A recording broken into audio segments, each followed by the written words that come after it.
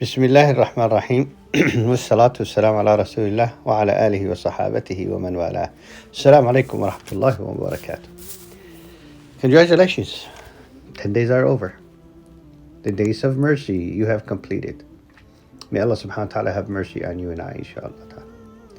Do you know we need that mercy because no one enters Jannah without mercy. But to get that mercy, you have to gain the forgiveness. With that mercy, you gain the forgiveness. If you have that mercy, then Allah Ta'ala most likely will forgive you. And this is the second 10 days. The second 10 days are the days of forgiveness. And when I talk about forgiveness, I'm going to talk more than one lecture, more than talk about forgiveness. But I'll start today by saying the beauty of seeking Allah's forgiveness is not just because He'll forgive you, but for you to feel good about yourself and forgive yourself. One of the hardest things on ourselves is guilt, especially for a Muslim. When you have committed something wrong, if you're truly a believer, you feel that guilt. Some of the Sahaba used to feel that guilt and they cry and could not stop crying. Some of them dug a grave behind their backyard, and each night they would put themselves in there, trying to remind themselves of the torments of the people in the grave so they can correct themselves. I mean, listen to this. Abu Bakr radiallahu ta'ala anhu, even though he's the best after all prophets, but he still felt that he's not worthy. He's not worthy. He said, if my right leg is in Jannah and my left foot is not in yet, I would not feel safe.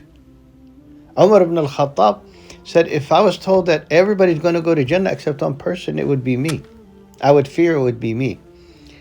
So, one of the beauty of knowing that Allah Ta'ala forgives you is so you can forgive yourself also and move on. So you don't carry that burden of guilt, that burden of not being worthy.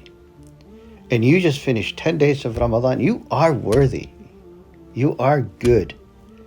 You are Allah's servant.